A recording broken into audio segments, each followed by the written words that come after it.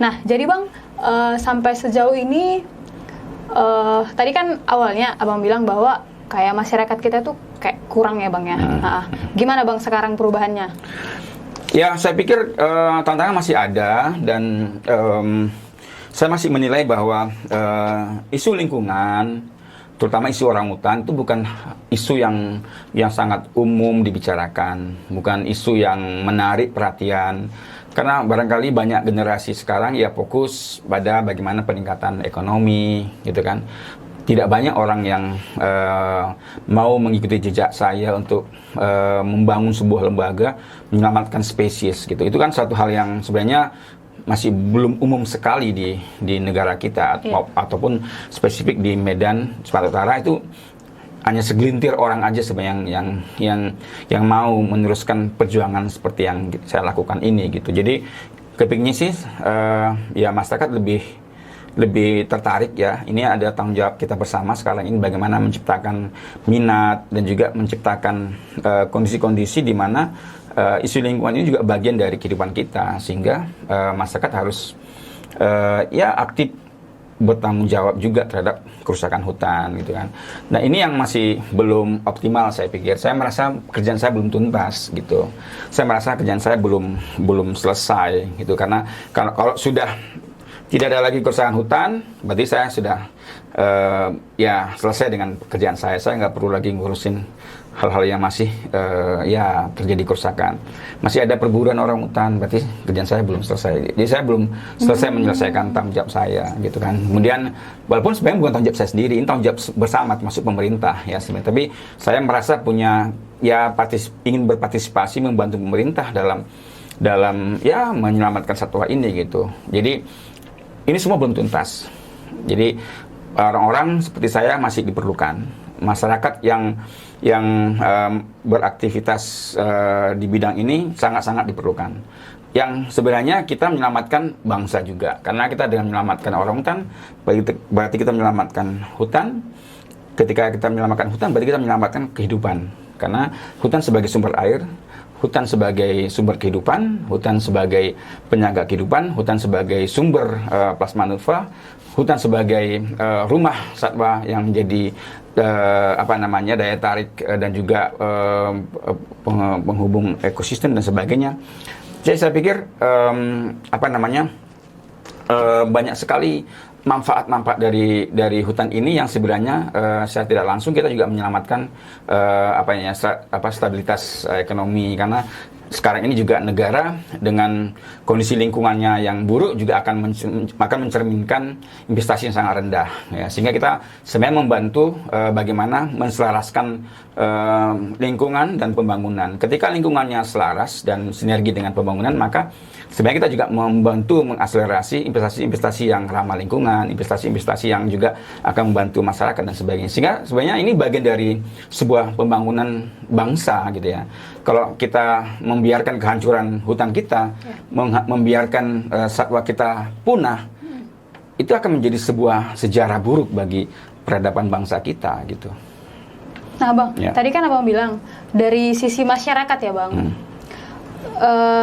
OIC sendiri kan bukan hanya menginformasikan gitu, tapi endingnya adalah, outputnya adalah masyarakat ada aksi, gitu ya Bang. Kira-kira aksi nyata seperti apa yang OIC harapkan masyarakat lakukan selain dari Bang, mengurangi atau bahkan tidak melakukan lagi misalnya pembakaran hutan atau pembunuhan satwa liar? Sebenarnya simpel ya. Sebagai masyarakat, sebagai anggota masyarakat, satu hal yang mendasar itu sebenarnya ketika pola kehidupan kita tidak merusak, itu sebenarnya sudah membantu, gitu ya. Kita tidak merusak alam aja sudah membantu sebenarnya. Karena kan sebenarnya orangutan ini untuk bertahan hidup, dia kan sebenarnya nggak butuh intervensi manusia. Ketika dia dibiarkan, menjaganya hutan ini menjadi rumah orangutan, itu sudah menjadi upaya yang sangat-sangat konkret, gitu ya. Kita tidak memiliki perilaku merusak, gitu. Ya, merusak ini kan banyak ya, merusak lingkungan kita, merusak hutan. Kita tidak merusak hutan, kita tidak merusak lingkungan kita, tidak merusak sungai kita dengan mencemari, dan juga tidak menambah polusi air dan sebagainya. Itu sebenarnya dengan tidak mengurus saja sebenarnya sudah membantu gitu. Nah, itu level yang terendah lah gitu kan. Kemudian kalau level yang mau lebih serius lagi atau lebih ekstrim lagi, ya kita berbuat. Kalau kita nggak bisa berbuat, kita bisa menyuarakan gitu. Menyuarakan bisa membantu membuat perubahan juga. Berani menyuarakan ini juga bukan kerjaan yang mudah ya. Ketika kita menyuarakan sesuatu yang akan berdampak pada kepentingan-kepentingan tertentu, itu juga akan jadi hambatan gitu ya. Ketika kita mau menyampaikan soal ancaman-ancaman terhadap habitat orangutan, itu nggak mudah juga. Butuh orang-orang yang berani untuk menyampaikan ancaman-ancaman ini gitu ya.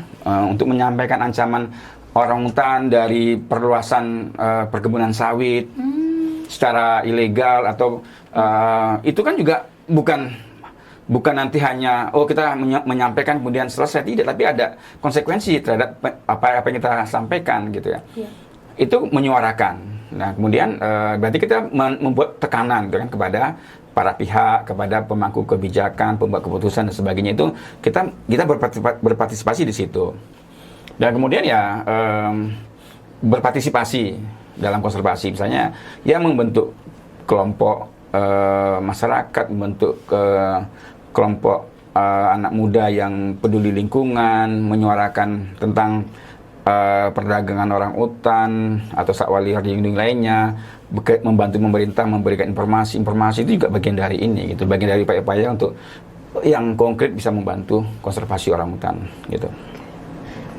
Jadi kalau menurut pandangan Abang, sekarang sudah lebih baik Abang kondisi? Saya pikir dengan banyaknya informasi yang disampaikan kepada masyarakat dengan segala bentuk platform media, saya pikir udah lebih baik dari dulu gitu. Bayangkan dulu ketika kita menyampaikan informasi tentang orangutan, kita harus datang ke kampung-kampung atau desa-desa yang berbatasan dengan hutan gitu. Dan sekarang ini masyarakat sudah punya akses gitu. Terjadi misalnya penangkapan aktivis di Kalimantan ya, itu kan informasi cukup cepat sekali gitu kan. Ada perusakan hutan di beberapa tempat di Sumatera, itu juga sudah menyebar dengan cepat gitu melalui media sosial dan sebagainya. Ada orangutan keluar dari dari TWA Deleng Lencuk di bawah kaki Gunung Sinabung, itu cepat sekali keluar. Dan orang tahu sawah dilindungi gitu karena berbagai informasi yang sudah kita kemas dan juga kita kondisikan. Media yang mau meliput tentang orangutan dilindungi itu jadinya membantu dan menyebarkan sangat cepat sekali dengan teknologi informasi yang sekarang ini gitu. Jadi memang sangat berbeda lah nuansa dulu dengan sekarang gitu kan.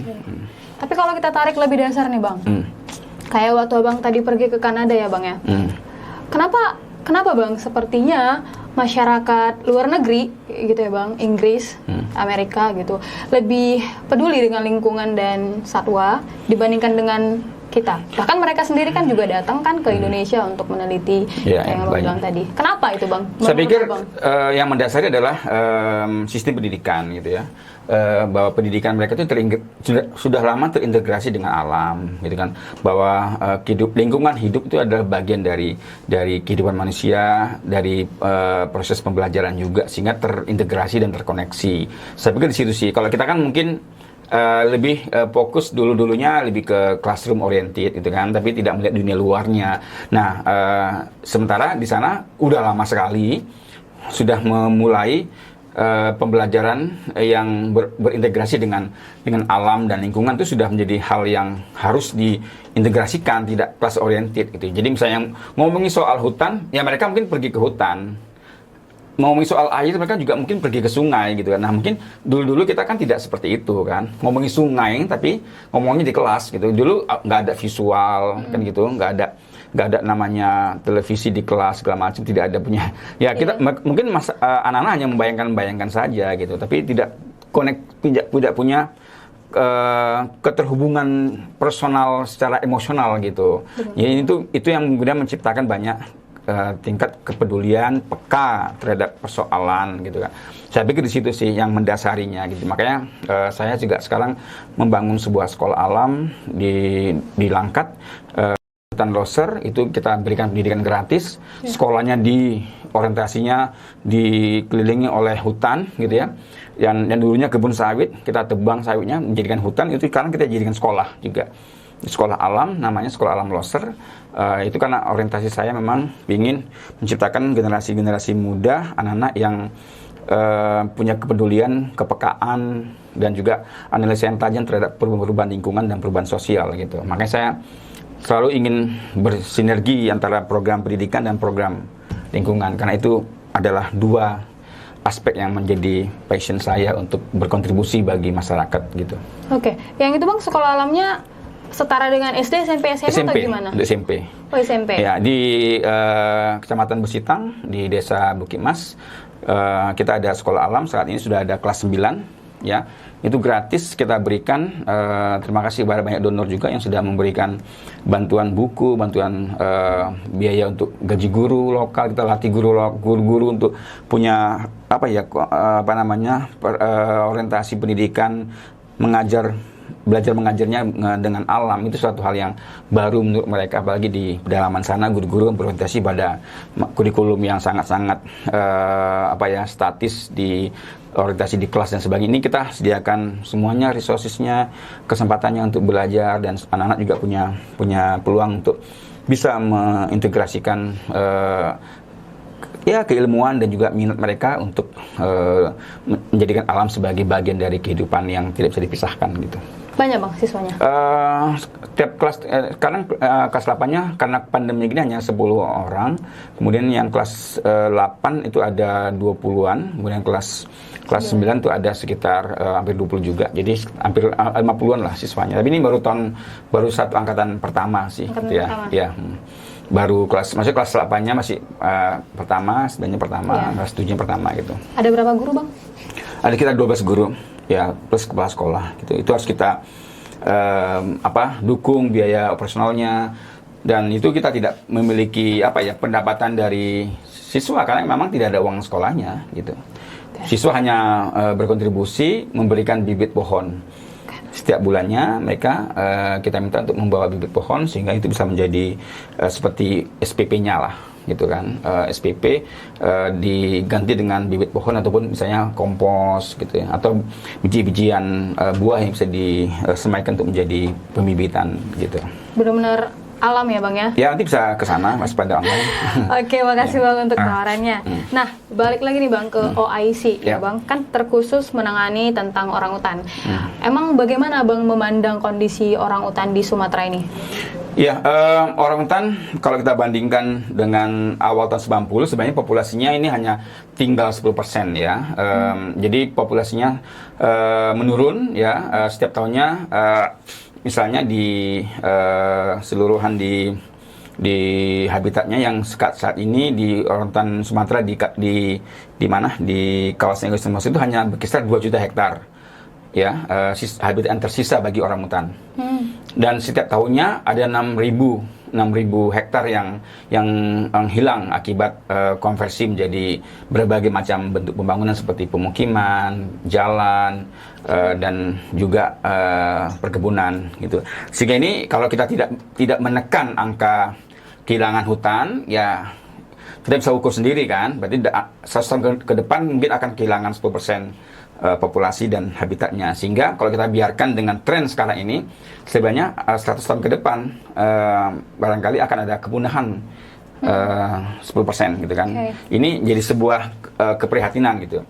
Nah, ada juga sekarang ini orangutan tapanuli di Batang Toru ya, dengan habitat yang ada sekitar 150.000 hektar dengan populasi yang tidak lebih dari 800 individu. Sementara orangutan yang di Loser tadi sekitar 13.700 gitu ya. Jadi totalnya kan 14.600. Jadi Sumatera ini kita memiliki 14.600 populasi yang tersisa. Yang 13.000 sekian itu ada di kawasan ekosistem Loser, itu ada juga di Kabupaten Langkat, dan juga ada di Papua Barat, di Dairi, kemudian selebihnya ada di Aceh. Ya, kemudian ada Sumatera Utara, punya keistimewaan kita memiliki orangutan tapanuli. Ya, orangutan yang dijadikan sebagai spesies yang berbeda dari orangutan Sumatera yang ada di kawasan ekosistem.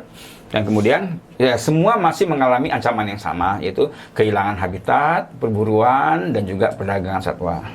Dan ini perlu strategi-strategi yang sangat-sangat tepat, terutama bagaimana melibatkan seluruh masyarakat, pemerintah, institusi dan sebagainya sebagai satu stakeholder untuk komitmen menyelamatkan satwa yang terancam punah ini gitu. Oke, nah berarti kan Bang kalau tadi tentang perluasan wilayah ya Bang ya, otomatis berarti lawannya ini dong Bang, perusahaan-perusahaan ya Bang ya. Pernah nggak Bang ada masalah yang? Ya pasti ada, dan kita pun mengalami masalah dengan tidak hanya perusahaan tapi juga dengan individu, dengan pengusaha terkait dengan orangutan trafficking. Ada juga orangutan yang misalnya terisolasi di sebuah kebun yang dimiliki oleh orang penting gitu ya. Kemudian perkebunan yang dimiliki oleh perusahaan juga, dan itu menjadi suatu tantangan tersendiri ya. Kita bagaimana membuat tekanan, tapi kemudian juga bisa memberikan solusi baik yang bisa solusi bagi orangutan, bagi perusahaan dan bagi masyarakat. Jadi sebenarnya ini satu hal yang tidak mudah gitu, dan di lapangannya ya tentu banyak tekanan, banyak pressure, banyak kondisi-kondisi yang tidak nyaman, tapi ya demi persistensi dan juga konsistensi dari perjuangan ini kita harus mencoba mencari jalan solusi terbaik dengan segala apapun yang harus kita tempuh gitu kan. Walaupun banyak sekali kadang kondisi-kondisi berbahaya bagi kita, bagi keselamatan kita, bagi keselamatan tim dan sebagainya, tapi harus kita jalani gitu. Karena ini adalah bentuk perjuangan yang sudah kita pilih gitu. Kita memilih ke jalan perjuangan ini karena saya juga ingin menyampaikan bahwa perjuangan ini tidak mudah dan tidak menyenangkan gitu. Mungkin kalau melihat perjalanan saya membentuk sebuah lembaga dengan segala macam pengakuan dan prestasi, mungkin kayaknya enak ya.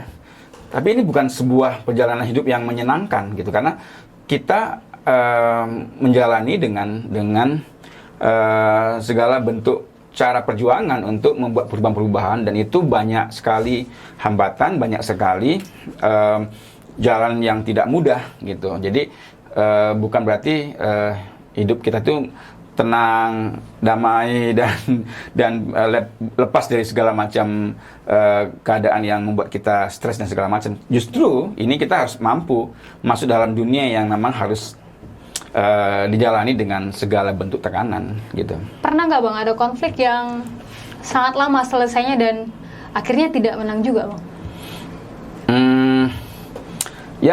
Ya pasti ada, cuma saya nggak bisa sebutkan ya. Dan misalnya ya sebenarnya kalau konflik itu kan itu istilah kita ya, tapi sebenarnya kalau kita melihat misalnya suatu perjuangan untuk memberikan suatu kondisi yang lebih baik bagi kehidupan orangutan, ya mungkin perbedaan pendapat itu bisa diartikan sebagai konflik. Perbedaan memandang sebuah kondisi bahwa orangutan harus tetap di habitat itu, sementara ada tekanan untuk merubah hutan itu menjadi tempat pembangunan, tempat untuk membangun sebuah fasilitas atau infrastruktur, itu menjadi sebuah kondisi konflik juga, karena misalnya ada usulan pembangunan jalan, ada usulan pembangunan PLTA, misalnya ada usulan ekspansi perkebunan, yaitu jadinya bisa jadi satu kondisi yang tidak ketemu, tapi bukan berarti disebut konflik juga, tapi karena bisa jadi adalah perbedaan di cara pandang kita melihat satu usulan gitu ya. Sejauh ini didukung pemerintah Bang? Ya, kita mendukung pemerintah. Didukung juga. Dan kita didukung pemerintah juga, karena kita juga bekerja dengan kerjasama dengan MOU dengan pemerintah. Karena di Indonesia kewenangan terhadap pengelolaan sumber daya alam, terutama spesies dilindungi, itu adalah tanggung jawab atau otoritas pemerintah. Sehingga sebenarnya ruang publik atau civic society untuk bekerja itu sifatnya mendukung pemerintah gitu, karena sebenarnya kewenangannya ada di pemerintah. Kita mendukung visi pemerintah dalam hal itu. Oke, Bang, ini tentang orangutan, Bang. Ya. Nggak tahu nih ya, Bang pernah dengar atau enggak? Kan ada, nggak tahu ya, Bang, ini mitos atau enggak gitu, bahwa orangutan betina itu bisa suka sama laki-laki, manusia gitu kan, Bang. Dan kayak saya pernah juga dengar ada pemerkosaan yang dilakukan oleh orangutan kepada manusia gitu. Itu gimana, Bang? Saya pikir itu tidak benar ya, itu rumor dan juga mitos yang misleading atau salah di masyarakat gitu ya. Misalnya orangutan betina suka dengan laki-laki atau dia lebih cenderung, karena sebenarnya barangkali ada kasus-kasus di mana orangutan yang pernah dipelihara oleh masyarakat, kemudian ketika dipelihara itu dia dekat dengan seorang laki-laki, sehingga ada kecenderungan untuk lebih dekat dengan laki-laki, sehingga dia mungkin ketika di proses rehabilitasi atau dilepas liarkan, ketika dia melihat laki-laki, dia lebih cenderung untuk lebih merasa nyaman gitu ya, karena selalu diurusi dengan laki-laki. Kebetulan sekali tidak ada kasus yang secara saintifik dia akan menyukai orangutan betina menyukai laki-laki manusia, itu tidak ada gitu ya. Kemudian memperkosa itu sebenarnya satu persepsi yang salah ya. Tidak ada kasus yang pernah ditemukan bahwa orangutan pernah memperkosa perempuan. Itu adalah rumor-rumor yang beredar, yang kemudian malah menciptakan persepsi negatif terhadap orangutan. Artinya ketika rumor itu dipercaya, kemudian ibu-ibu yang bekerja di perkebunan karet, di hutan di kebun sawit misalnya, ketika melihat orangutan mereka jadi ketakutan, sehingga karena mereka takut melihat orangutan, mereka punya persepsi negatif bahwa oh, ini adalah satwa yang berbahaya, satwa yang bisa memperkosa. Itu menjadi satu kondisi yang tidak baik bagi orangutan, karena kemudian manusia tidak lagi toleran terhadap orangutan gitu. Ketika ada masuk ke kebun, seolah-olah itu membahayakan nyawa manusia, sehingga ini berbahaya juga bagi upaya konservasi. Maka kita mencoba untuk menurunkan tingkat pemahaman yang salah itu, karena dengan pemahaman yang salah itu akan bisa berakibat fatal bagi orangutan. Misalnya, oh, gara-gara istriku nggak bisa deres karet nih karena takut sama orangutan, takut nih ku tembaklah orangutan ini, kan gitu ya. Dan itu terjadi. Dari hampir 200 orangutan yang kita rescue di perkebunan, itu semua banyak memiliki peluru di tubuhnya gitu. Jadi karena dianggap hama atau dianggap satwa yang berbahaya, atau dianggap satwa yang bisa membahayakan nyawa manusia, ya akhirnya ya banyak orang yang ditembakin gitu. Jadi sebenarnya, Bang, mereka berbahaya nggak sih? Tidak, orangutan itu bukan satwa yang berbahaya. Dia bukan juga satwa predator, dia satwa yang sangat damai, hidup di kanopi hutan dengan memakan buah-buahan hutan, pucuk-pucuk daun, kulit pohon, sebagainya. Dia tidak akan menyerang manusia gitu. Dia akan menghindar manusia. Kita manusia harusnya memahami itu gitu, sehingga kita memberikan ruang tersendiri bagi orangutan untuk bisa hidup secara damai di hutan mereka sendiri, secara merdeka di rumah mereka sendiri gitu. Masalahnya ya ketika orangutan dianggap hama, itu tadi juga persepsi yang salah. Ya, ketika manusia membangun perkebunan atau kebun di dalam hutan, ya, kemudian dia menanam pohon-pohon yang disukai oleh orangutan, itu kemudian orangutan dianggap hama gitu. Padahal dulu ada rumah orangutan. Kemudian ketika ditanami tanaman yang disukai oleh orangutan, durian misalnya, kemudian itu terjadi disebut dengan istilah konflik. Padahal sebenarnya dulunya ini adalah teritorialnya mereka gitu. Yang kemudian manusia tidak bisa toleransi terhadap apa yang dilakukan oleh orangutan ini dengan merusak hasil kebun masyarakat. Kemudian dengan mereka mencoba untuk melumpuhkan atau menghabisi ataupun menjadikan orangutan sebagai objek pembelian jual beli satwa, karena anak orangutan ya bisa dijadikan sebagai untuk perdagangan satwa dan sebagainya. Jadi ya ini bisa mengembang ke berbagai macam persoalan di tingkat tapak gitu. Maksudnya, Bang, di tingkat apa? Ya, di tingkat masyarakat, di tingkat ketika konflik tidak bisa ditangani atau ada persepsi yang salah terhadap orangutan, ini bisa menimbulkan masalah-masalah bagi orangutan. Itu tadi karena dianggap hama, dihabisin aja atau ditembak atau kita ambil anaknya, kita jual dan sebagainya, sehingga terjadi tindak pidana kehutanan gitu. Sejauh ini, Bang, ada banyak nggak, Bang, kasus yang kayak gitu? Ya cukup banyak dan setiap tahun ada. Selalu Dan ada. tahun ini aja kita ada 6 kasus perdagangan orangutan di tahun 2020.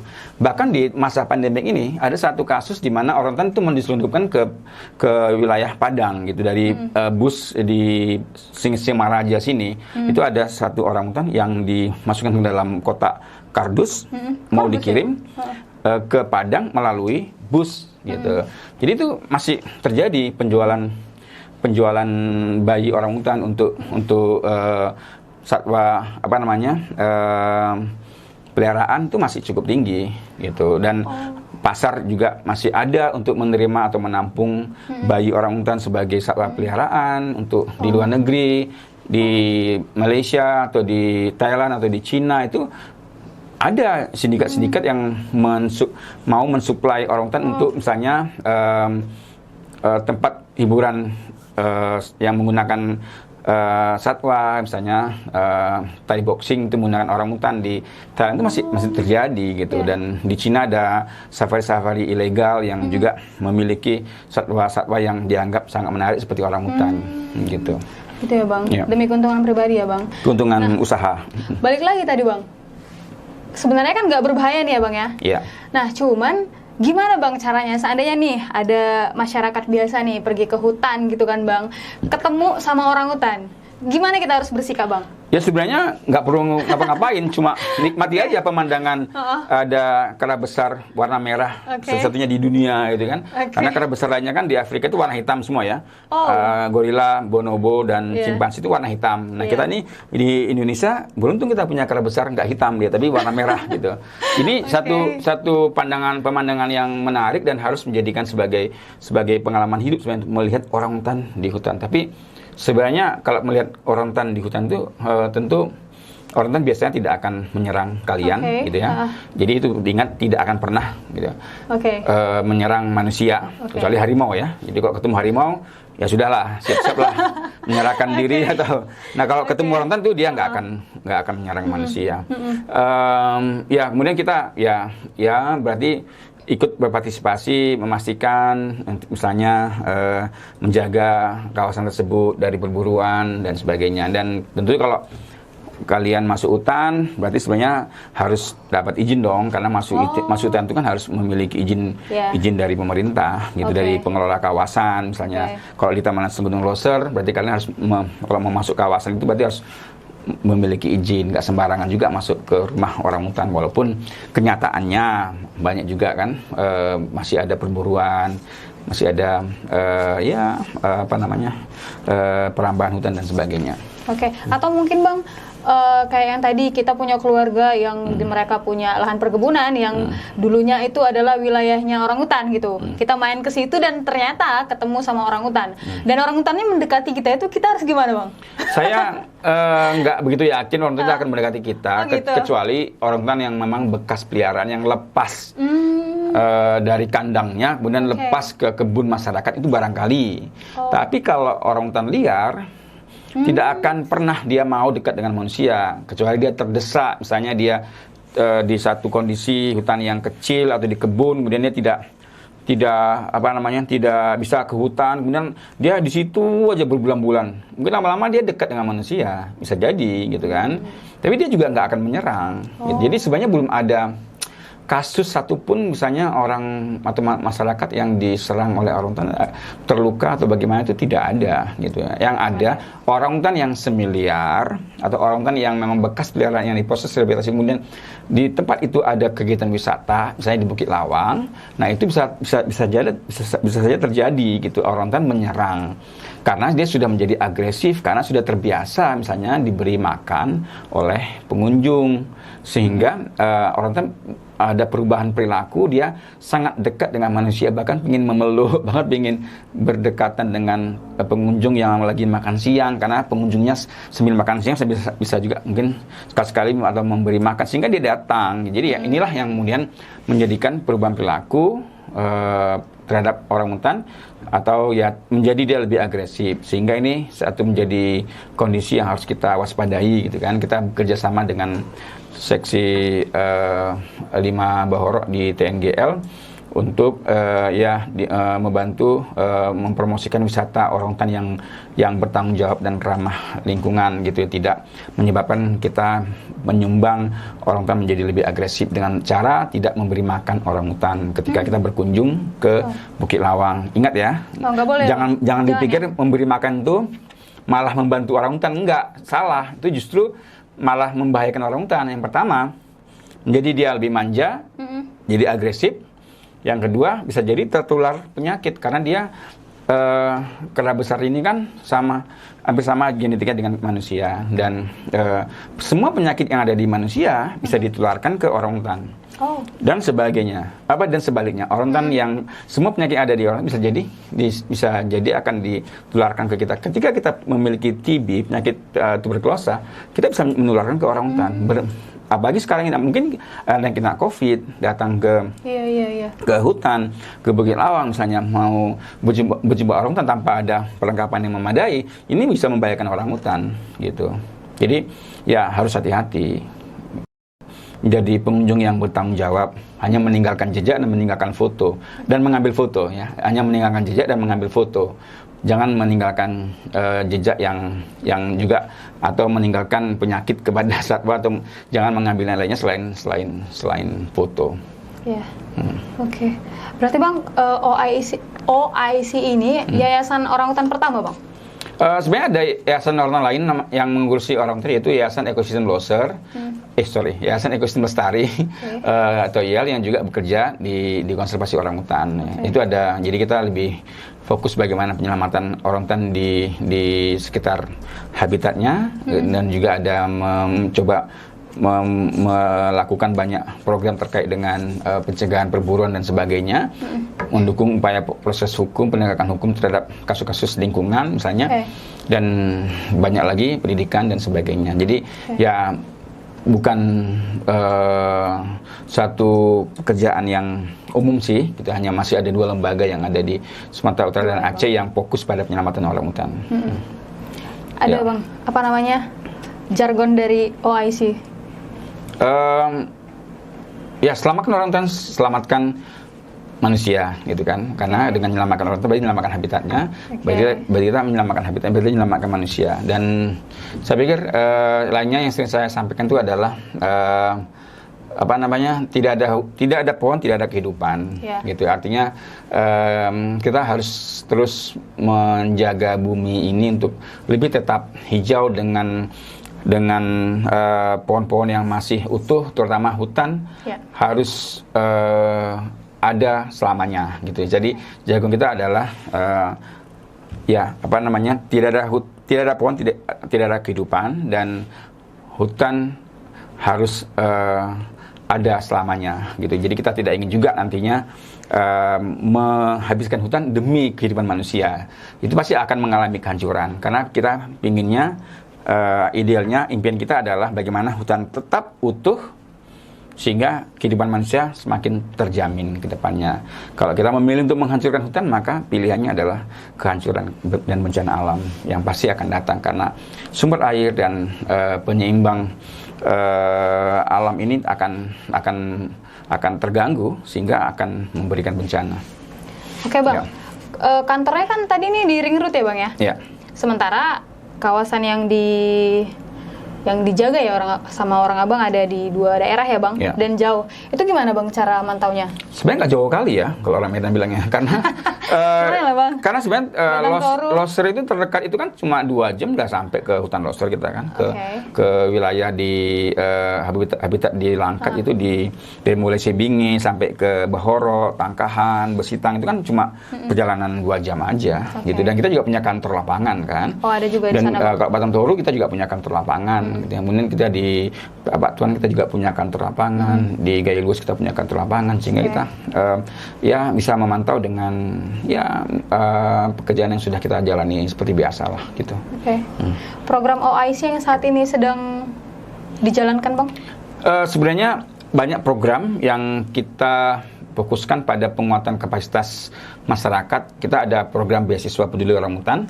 Ini juga terinspirasi dari saya yang memang pengejar beasiswa juga gitu kan. Jadi saya ingin juga memberi beasiswa kepada anak-anak muda. Kita memberikan beasiswa setiap tahunnya ada 12 orang. Wow. Jadi kita kasih uang SPP sampai ke biaya penelitian terkait dengan orangutan.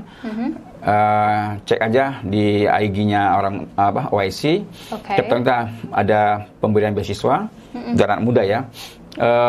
Sekarang ini udah hampir 180 yang sudah kita berikan sejak tahun 2006. Wow. Gitu ya. Jadi dari mereka ini yang dulunya ya nggak punya keterkaitan dengan orangutan, sekarang sudah banyak bekerja di NGO konservasi, ada sebagai peneliti, ada juga sebagai dosen yang juga punya interest terhadap penelitian orangutan. Jadi memang saya dulu ingin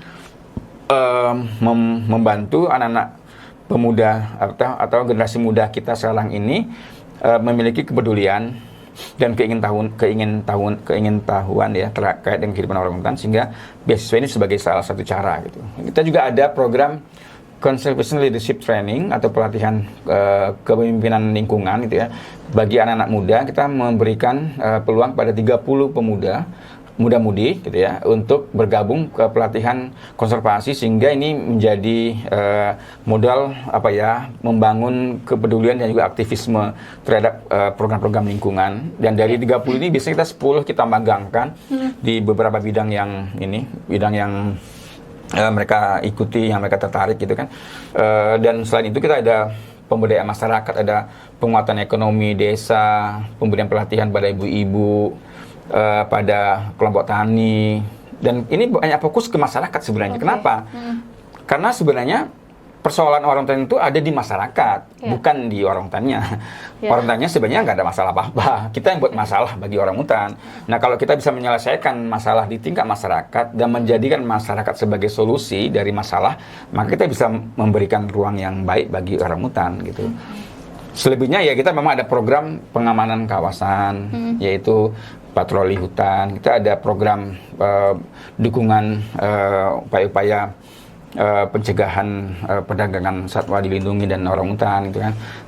Ada program restorasi habitat atau memulihkan habitat yang dulu terdegradasi akibat ekspansi perkebunan sawit secara ilegal atau perkebunan lainnya secara ilegal di dalam kawasan konservasi. Itu kita bantu untuk memulihkan kembali dengan cara menanam, dan saat ini sudah hampir lebih dari 2.000 hektar yang sudah kita pulihkan bersama-sama, dan sekarang dari 2.000 hektar yang dulunya dikonversi menjadi sawit ilegal, misalnya itu sudah menjadi rumah baru bagi satwa yang dilindungi, termasuk orangutan, gajah dan sebagainya. Dan ada program-program pendidikan lainnya kayak sekolah alam, itu juga bagian dari program kita gitu. Dan program penanggulangan konflik juga ada. Kita ada 3 tim khusus yang menerima laporan konflik, adanya konflik dari masyarakat, kita langsung ada tim responnya. Ketika ada orang yang melaporkan ada orangutan di satu kebun, kita langsung ke sana. Langsung sebelum 6 jam atau dalam jarak tempuh yang cepat, kita akan langsung mengecek, memverifikasi, dan juga melakukan upaya aksi bila diperlukan, apakah translokasi atau pengusiran dan sebagainya.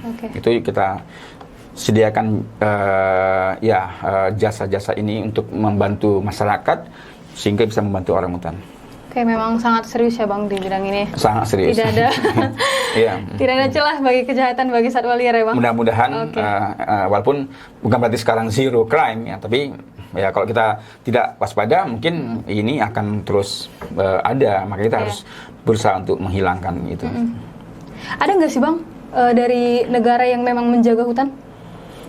Ya banyak sih, walaupun di negara-negara maju lain juga sebenarnya banyak berkontribusi juga pada pengerusakan ya, karena sebenarnya beberapa perusahaan-perusahaan yang memang besar itu datangnya dari negara-negara maju juga kan. Contohnya kan misalnya perusahaan-perusahaan pertambangan itu kan banyak dari luar negeri kan. Malah sebuah suatu kondisi yang sebenarnya yang double standar juga sih. Ada negara yang sangat menekan supaya Indonesia menjaga hutan, tapi ya mereka juga sebenarnya tidak begitu intens terhadap hutan mereka sendiri dengan eksploitasi yang terus, mungkin ya ini satu kondisi yang menjadi tantangan bersama gitu ya. Kemudian ya kebakaran hutan misalnya kan juga banyak dilakukan oleh perusahaan-perusahaan yang memiliki konsesi. Itu banyak perusahaan juga dari Singapura, ada dari Cina dan sebagainya. Ini kan jadi kondisi yang harus kita sikapi dengan dengan keseriusan lah. Bagi saya mendorong pemerintah untuk memang betul menerapkan best practice untuk pengelolaan lahan yang bertanggung jawab dan sebagainya. Ya pada intinya sih secara global ini bagian dari Sustainable Development Goal di upaya kita ini, sehingga ya walaupun bagi saya walaupun negara lain menyuarakan kita untuk melindungi hutan, saya pikir itu kita terima sebagai upaya, sebagai masukan positif saja sih, walaupun ada masalah-masalahnya di negara tersebut. Tapi saya pikir itu satu tekanan bagi kita, karena sebenarnya ada tekanan dari luar dan tidak ada tekanan dari luar. Kita harus melindungi alam kita sendiri gitu loh. Sumber daya alam ini untuk kepentingan kita gitu loh. Jadi ada dan tidak ada suara dari luar negeri. Kita tetap harus jaga ini. Dan saya melanjutkan perjuangan ini bukan karena suara dari luar negeri, karena memang suara dari nurani saya sendiri untuk memastikan bahwa kita memiliki hutan yang aman dan populasi orang hutan yang terjaga gitu. Oke Bang, setelah hampir 20 tahun berdiri, tadi kan Abang bilang di pertama kali karyawannya masih 10 orang. Pertama saya sendiri, kemudian rekrut 2 orang. Ketika saya ke Inggris, ketika saya kuliah, itu cuma 2 orang stafnya, kemudian selebihnya volunteer. Nah, kalau sekarang Bang? Sekarang ya, alhamdulillah sudah mencapai 100-an pekerja konservasi dengan segala bidang. Ada bidang yang terkait dengan patroli, ada penanggulangan konflik, ada pemberdayaan masyarakat, ada guru, ada edukator, ada asisten lapangan, ada penanam hutan, dan pokoknya banyak lah. Kalau dikumpulin kan kita nggak muat gitu. Dengan job desk masing-masing ya, Bang? Kalau jumlah volunteernya sendiri, Bang? Saat ini ada sekitar 10 atau 20-an orang. Dan itu ganti-ganti ya, karena selalu misalnya ya ada kebutuhan untuk volunteer, biasanya ada yang ikut, atau ada yang misalnya ini sekarang lagi acara Orangutan Festival. Di mana, Bang? Ini hari ini, minggu-minggu ini kan sama minggu lalu kita ada merayakan Hari Orangutan Sedunia. Jadi ya banyak relawan juga yang membantu kita untuk ya menyuarakan, membagi informasi, dan karena COVID kita nggak bisa buat acara di lapangan gitu. Biasanya kalau ada acara, acara festival orangutan ini biasanya kita ada di tahun lalu itu ada di mana ya? Di taman depan Masjid Raya itu apa itu? Taman Deli ya, taman apa namanya? Yang ada kolam renangnya itu kan. Nah, di situ pernah dibuat juga taman di Kota Medan atau di beberapa tempat kita buat berbagai macam acara, diskusi, dialog, perlombaan, pertemuan dengan wartawan dan sebagainya. Berarti sekarang memang Bang respon masyarakat, terkhusus juga anak muda, lebih baik ya Bang ya? Lebih saya pikir lebih baik, sangat lebih baik dibandingkan dulu. Terus Bang? Nah, tadi kan Bang, kan lumayan banyak tuh karyawannya. Berarti pengeluaran untuk operasional juga pasti cukup besar ya Bang ya, dengan jumlah karyawan sebanyak itu. Kalau dari OIC sendiri Bang, pemasukannya gimana? Apakah dari sponsor atau punya usaha sendiri? Kita masih untuk mendukung operasional kita masih didukung sepenuhnya oleh bantuan-bantuan dari masyarakat maupun dari lembaga-lembaga pemberi dana gitu ya, yang memberikan dananya untuk mendukung program-program kita. Jadi saya ingin memberikan informasi ya, bahwa sebenarnya pemberi dana itu sebenarnya mendukung apa yang kita programkan, bukan kita menjalankan program yang mereka bawa sebagai pemberi dana. Ini juga satu hal yang harus kita garis bawahi ya, bahwa banyak dana dari luar negeri ke kita, atau bahwa banyak dana dari pemberi dana ke kita, itu karena mereka mendukung program kita. Itu bukan karena program mereka kita bawa untuk kita jalankan di kita. Jadi kita sudah memiliki visi misi yang jelas, sehingga visi misi yang jelas ini mengundang banyak para pihak untuk membantu upaya kita gitu. Jadi dengan adanya visi misi yang sangat konsisten, ya donor, pemberi dana, pemberi dukungan itu datang sendiri ke kita gitu, atau kita pendekatan ke donor dan sebagainya untuk memberikan bantuan terhadap program-program yang kita lakukan, yang kita upayakan, yang sebenarnya tidak akan pernah lari dari penyelamatan habitat orangutan dan habitatnya, gitu. Sehingga ya saat ini proporsi dana kita memang bisa dikatakan lebih banyak dari luar daripada dari dalam negeri ya. Saya pikir karena memang kondisi-kondisi tertentu, misalnya ya masyarakat kita masih misalnya fokus membantu yang sifatnya ke aspek sosial gitu ya, membantu menurunkan persoalan-persoalan sosial, misalnya kemiskinan, pendidikan, sehingga memang ke program lingkungan ini masih sangat-sangat rendah gitu ya, misalnya dibandingkan dengan orang mau berdonasi untuk ada pilihan lingkungan, membantu anak yatim, membantu pendidikan, membantu kemiskinan. Mungkin kita masih fokus pada selain dari lingkungan itu, gitu. Jadi kemanusiaannya. Nah, sementara untuk lingkungan, untuk menyelamatkan orang hutan, mungkin mereka mikir ngapain ngabisin duit untuk orang hutan.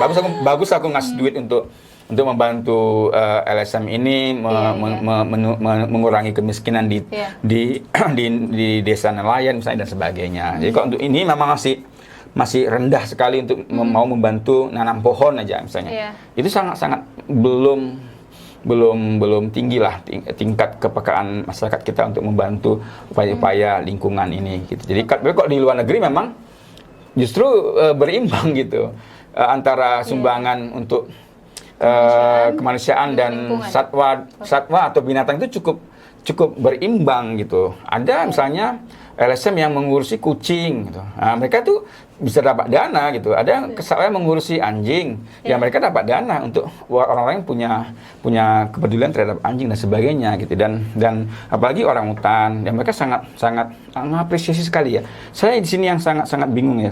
Karena mereka itu sangat bisa punya perasaan emosional sekali kepada misalnya orang hutan. Sementara kita tuh menganggapnya semacam satwa ejekan gitu ya.